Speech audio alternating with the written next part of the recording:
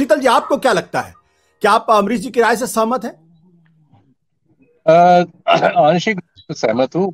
मैं ये समझता हूँ कि देखिए, भारतीय जनता पार्टी और आरएसएस, इसकी ट्रेनिंग ऐसी है, ये आरएसएस से आए हैं मोहन जी।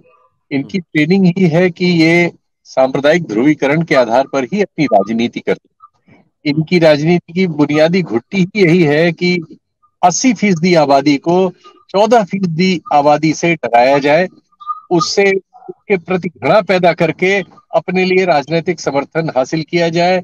इतिहास और दूसरी जगहों से ऐसे तथ्य जुटाए जाएं, रोज होने वाले अपराधों से ऐसे तथ्य जुटाए जाएं जिनसे समाज में सांप्रदायिक ध्रुवीकरण हो। इसका इनको फायदा मिलता है, ये बहुत सरल राजनीति है।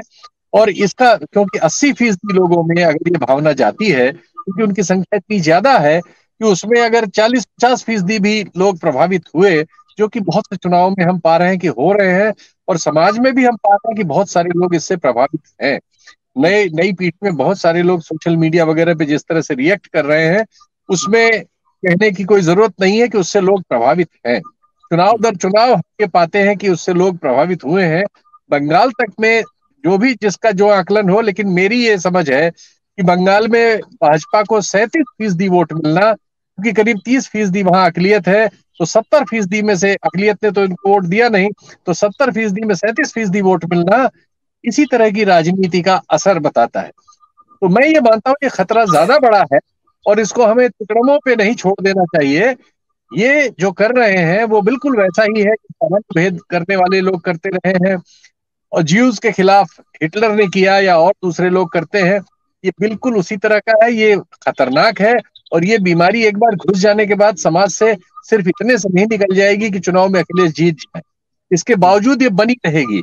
और आप देख रहे हैं कि हर चुनाव में अल्पसंख्यक लोगों का जो संसद और विधानसभाओं में प्रतिनिधित्व है, वो हर चुनाव में घटता चला जा रहा है।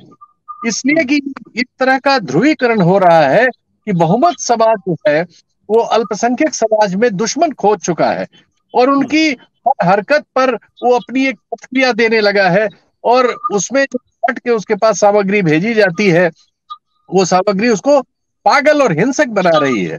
और इसी वजह से सब जगह वातावरण खराब है। ये ठीक है, कहीं आपको तकनीकी कारणों से हमारे समाज का जो आपसी जाति विभाजन है, उसके गुणाभाग से, इन सब चीजों से, या सारे विपक्ष में, या महंगाई बहुत ज्यादा बढ़ जाने से, आर्थिक रूप से इनकी सरकारों की असफलताओं से कुछ असंतोष पैदा हो और उसका राजनीतिक लाभ इनके खिलाफ चला जाए, और ये चुनाव कहीं हार भी जाए। लेकिन ये बीमारी नहीं हारने वाली है, ये बीमारी इस समाज में बहुत ज्यादा घुस गई है। और जो ये मौर्य जी कर रहे हैं, या जो आदित्यनाथ जी करते रहते हैं, या जो मोदी जी ने पहले किया है, कि जब वो म्युनिसिपल कॉर्पोरेशन का चुनाव लड़ रहे थे, तब उन्होंने कहा था कि क्या नाम, मुगल शासन का अंत तुरंत, अहमदाबाद के चुनाव में। तो ये पहली बार नहीं है, हर चुनाव में आखिर में ये लोग यही करते हैं। और चुनाव जब आगे बढ़ता है तब ये मुद्दों को आगे लाते हैं, और जो भी कथित विकास के मुद्दे होते हैं वो पृष्ठभूमि में चले जाते हैं, क्योंकि ये जानते हैं कि इनको चुनाव में जो वोट मिलता है वो इसीलिए मिलता है। आज मोदी जी सबसे बड़े नेता ये है कि उनके राज्य में 2002 हुआ था, और आज आदित्यनाथ भी उसके बाद इसीलिए सबसे बड़े नेता है कि उनके मंच से किसी ने यह भाषण दिया था कि कब्र से निकाल के स्त्रियों के साथ क्या किया जाएगा। तो ये दुर्भाग्य है, लेकिन ये सच्चाई है। इस सच्चाई को आंख मिला के ज्यों का त्यों कहना होगा।